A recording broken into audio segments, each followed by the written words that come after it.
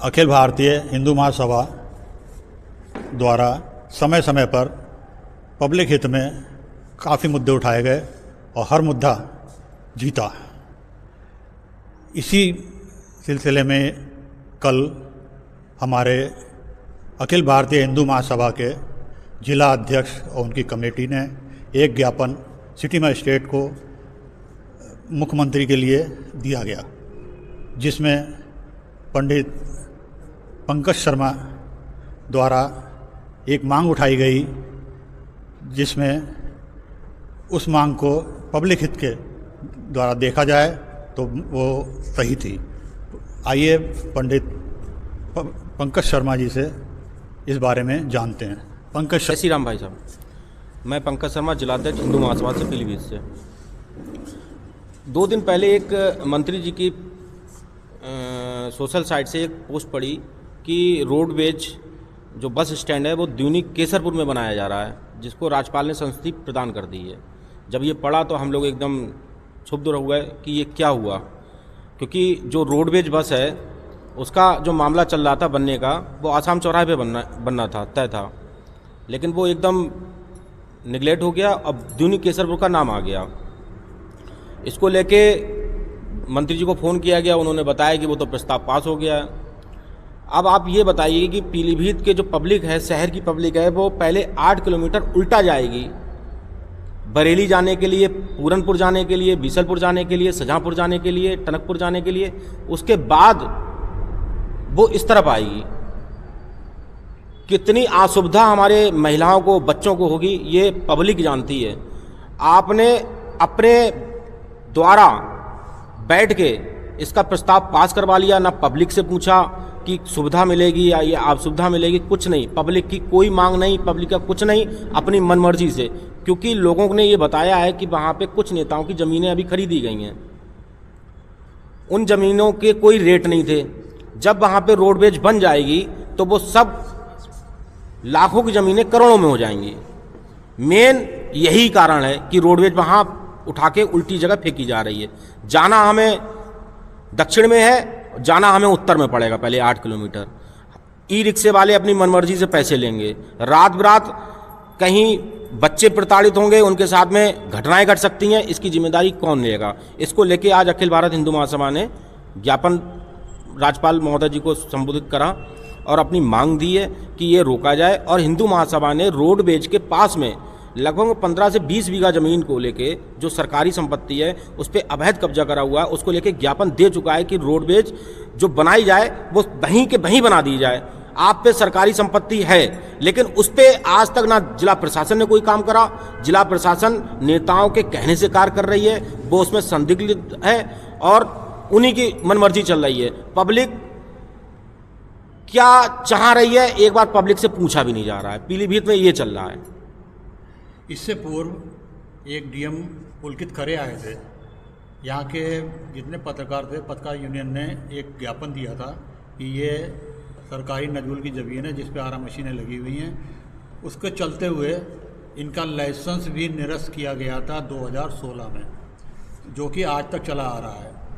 इसमें एक सरताज आलम वाला जो लाइसेंस था आरा मशीन का, उसको गलत तथ्यों के आधार पर एक रिन्यूअल करा लिया गया है। कहते हैं कि हाई कोर्ट से ऐसा ऑर्डर आया है, ये आप जानते हैं? जी, उस समय मैं शिवसेना का जिलाध्यक्ष था, तो मेरे ही माध्यम से इसी मुद्दे को उठाया गया था, जो फौजी पड़ाव की जगह आरा मशीन की थी। इसको लेके पुलकित खरे जी जो डीएम साहब थे, उनको लेके हमने एक शिवसेना के पैड से भी ज्ञापन दिया था पब्लिक के हितों को लेके। उस पर जांच बैठी थी, कार्रवाई हुई थी और यहाँ तक कार्रवाई होने वाली थी कि वो सब आरा मशीन खाली करवाई जाए। लेकिन बाद में क्या हुआ कि वो सब रोक लग गई और आज तक वो वैसी की वैसी पड़ी हुई है, बिल्कुल डंप कर दी गई। इसको लेके फिर हमने कार्रवाई के लिए ज्ञापन दिए। उस पर आश्वासन मिल जाता है कि कार्रवाई होगी, लेकिन वो कागजों में चलती है, उसके बाद में वो फाइलें दब जाती हैं। फिर हम लोगों ने उग्र होकर इस बार फिर से दी है, क्योंकि रोडवेज की मांग है कि बस स्टैंड कहीं ना कहीं अच्छी जगह लाया जाए। तो उसको लेके हम बाकायदा बार बार ज्ञापन दे पड़े हैं कि डीएम साहब को, सिटी मजिस्ट्रेट साहब को, कि आप ये जगह खाली करवा लीजिए। ये शहर के किनारे पे है और ये एक ऐसा हब है जहाँ से हमें जहाँ चाहे वहाँ हम जा सकते हैं। लेकिन जो अब रोडवेज बनने वाली है उससे पब्लिक को इतनी परेशानी होने वाली है जो आप समझ नहीं सकते हो कि कितनी परेशानी उठेगी। मैं तो ये कह सकता हूं कि अगर ये रोडवेज बन गई तो भाजपा का जो भी विधायक होगा उसके लिए पब्लिक वोट नहीं देगी। अखिल भारतीय हिंदू महासभा के उत्तर प्रदेश के उपाध्यक्ष संजीव मिश्रा जी से बात करते हैं इसी संबंध में। उनके क्या विचार हैं, सुनिए। असल में ये जो लकड़ी मंडी है, अगर ये सरकारी ज़मीन है तो इस पे लाइसेंस कैसे रिन्यूअल हो गया, ये भी एक सोचनीय विषय है। सही है, एनओसी कैसे मिल गई? एनओसी कैसे मिल गई, इसका मतलब इसमें कहीं ना कहीं भ्रष्टाचार व्याप्त है।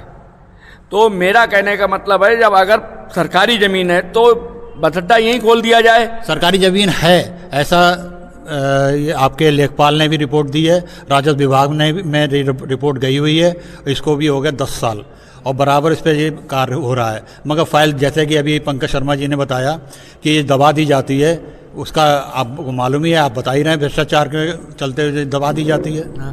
नहीं तो इसका हम लोग खुल के विरोध करेंगे। हम आपसे एक बात कहते हैं, अगर फौजी पड़ा हुआ है तो इसको पहले जो सरकारी उसमें दर्ज है तो मैं यहाँ के प्रशासन से अपील करता हूँ इसके तत्काल खाली कराया जाए और इस पर रोडवेज बस स्टैंड इस पे बनवाया जाए, वर्कशॉप जो पुरानी रोडवेज है वहाँ पे बनवाया जाए। वरना दोनों के जयपुर में अगर बस स्टैंड बनेगा तो बहुत मुश्किल होगी। यहाँ पे हम लोगों को गुमराह किया जा रहा है और पीलीभीत की जनता को गुमराह किया जा रहा है। पीलीभीत की जनता से मैं अपील करता हूँ कि इसका पुरजोर विरोध करें।